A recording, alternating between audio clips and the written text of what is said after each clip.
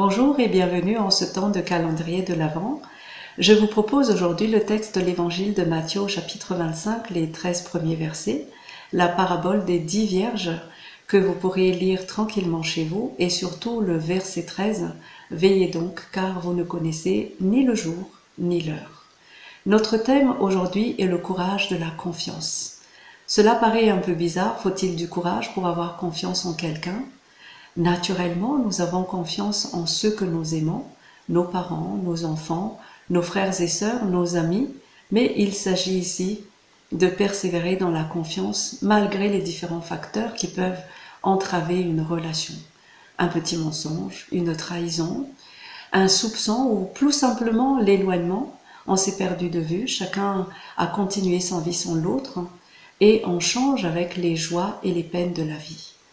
Les 10 vierges sont en attente de l'époux et celui-ci tarde à venir, tant et si bien qu'elles finissent par s'assoupir. Et voilà que l'époux est annoncé, il vient.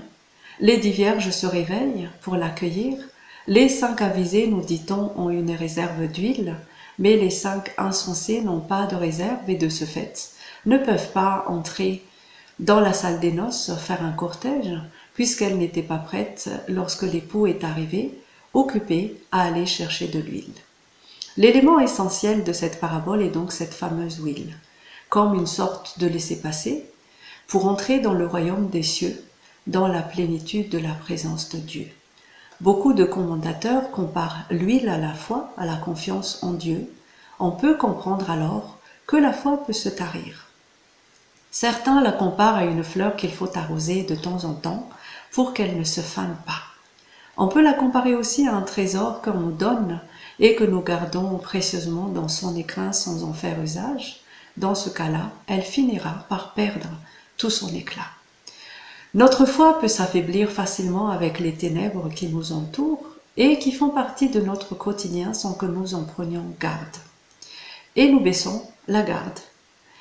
Les vierges folles ont mésestimé la nuit, promises à la rencontre, portées par l'espérance et le désir de rencontrer l'époux, elles partent sans rien, dépouillées de réserve. Le pasteur Edith Wilde, dans sa méditation du coin biblique du Nouveau Messager de ce mois de novembre, nous dit « Nous vivons dans une société en manque de repères, où le mal peut être travesti en bien, où les standards moraux en vigueur sont versatiles, la morale se substituant souvent en droit. » Comment ne pas perdre courage? Comment entretenir sa foi? Comment persévérer quand autour de nous les événements de la vie nous éloignent facilement de Dieu sans que nous fassions attention? Alors oui, il faut du courage pour nous abandonner à Dieu, pour mettre toute notre confiance en lui. Il faut du courage pour avoir le sentiment de la présence de Dieu, quoi qu'il arrive.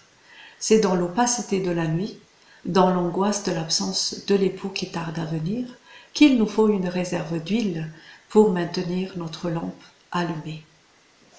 Nous attendons Dieu, nous l'appelons. S'il tarde à venir, ayons le courage de la patience. Il finira par arriver. À la fin de sa vie, l'apôtre Paul déclare « J'ai achevé la course, j'ai gardé la foi.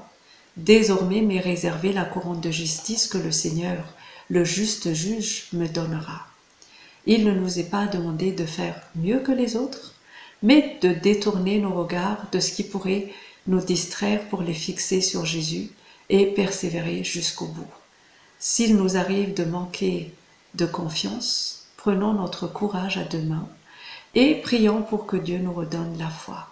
Portez-vous bien et n'oubliez pas d'ouvrir la fenêtre du calendrier de l'Avent de demain. Que Dieu vous bénisse et vous garde. Au revoir.